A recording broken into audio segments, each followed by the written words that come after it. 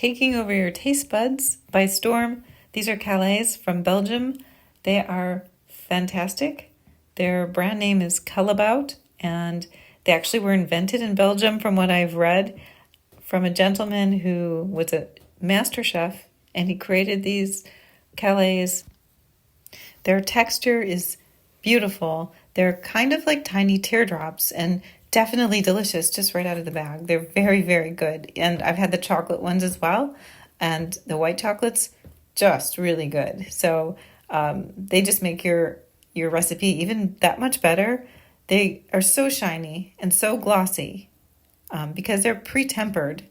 And there really is no way you can make a mistake with these. I understand he crafted these in order to make it much easier, and it's true, it does.